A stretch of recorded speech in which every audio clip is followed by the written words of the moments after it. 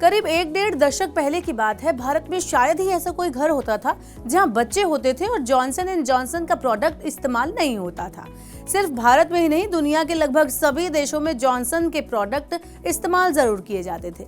इसके बाद देश में बेबी प्रोडक्ट बनाने वाली कई कंपनियां आईं। वहीं जॉनसन के मशहूर प्रोडक्ट जॉनसन पाउडर में कैंसरकारी तत्व होने के आरोप लगे।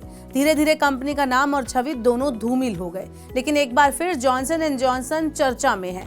दुनिया की बड़ी हेल्थ केयर प्रोडक्ट बनाने वाली कंपनी जॉनसन एंड जॉनसन एक बड़े सेटलमेंट के लिए तैयार हो गई है। कंपनी ने 42 अमेरिकी राज्यों और वॉशिंगटन डीसी द्वारा एक जांच के बाद मामले को रफा दफा करने के लिए $700 मिलियन के समझौते पर सहमति व्यक्त की है। समाचार एजेंसी रॉयटर की एक खबर के बताती है कि ये समझौता जॉनसन एंड जॉनसन पर लगे गंभीर आरोपों को भी साबित करता है। समझौते को राजी जॉनसन एंड जॉनसन का ये कदम इस बात की पुष्टि तो करता है कि कंपनी ने अपने टैल्कम पाउडर की सुरक्षा के संबंध में उपभोक्ताओं को गुमराह किया। हालांकि कंपनी ने फिलहाल इस प्रोडक्ट की बिक्री को बंद कर दिया है, लेकिन बिक्री रोकने से पहले ये उत्पाद 1 सदी से भी ज्यादा समय से बेचे जा रहे थे। हालांकि जॉनसन एंड जॉनसन ने राज्यों के साथ इस समझौते के तहत किसी भी गलत काम को स्वीकार नहीं किया है। इस समझौते प्रक्रिया में फ्लोरिडा, उत्तरी कैरोलिना और टेक्सास जैसे प्रांत के नेता शामिल थे। कंपनी का कहना है कि उसके टैल्क उत्पाद सुरक्षित हैं और इसमें कैंसर नहीं होता है।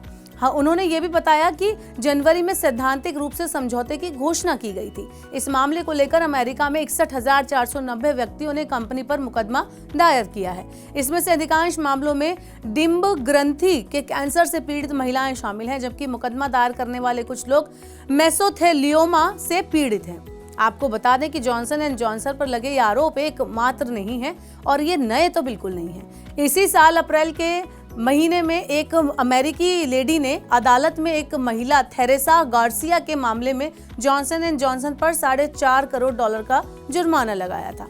आपको बता दें कि गार्सिया ने उन्हें कैंसर का कारण जॉनसन एंड जॉनसन को ही बताया था। 2020 में उनकी कैंसर के कारण मौत भी हो गई थी, लेकिन जॉनसन एंड जॉनसन शुरुआत से ही आरोपों को गलत बता रहा था। इसके अलावा कंपनी ने इस मुकदमेबाजी को मैनेज करने का प्रयास भी बहुत किया। कंपनी ने अपनी टैल्क देनदारियों को मैनेज करने के लिए एक सहायक कंपनी बनाई और इसे 2 बार दिवालिया घोषित करने का प्रयास किया। अदालत में दोनों प्रयास असफल रहे। बीते 1 मई को जॉनसन ने तीसरी बैंकरप्सी फाइलिंग के माध्यम से अधिकांश मुकदमेबाजी को हल करने के लिए $6.48 बिलियन के समझौते का प्रस्ताव रखा। इसने सभी टैल्क देनदारियों को कवर करने के लिए $11 बिलियन का रिजर्व अलग रखा है। अब जानते हैं कि आरोप लगने के बाद अब कंपनी पाउडर में क्या बदलाव कर रही है।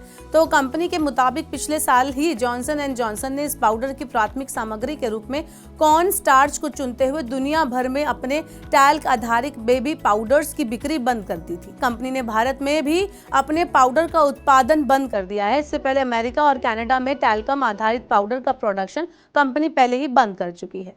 तो देखा आपने कि इस तरह से ये बात तो साबित होती है कि जॉनसन एंड जॉनसन के जो बेबी पाउडर्स है उसमें जरूर ऐसा कुछ घोटाला है जिसकी वजह से ये समझौता किया गया है। ऐसे और वीडियोस के लिए देखते रहिए मनी 9 और सब्सक्राइब करें हमारा यूट्यूब चैनल।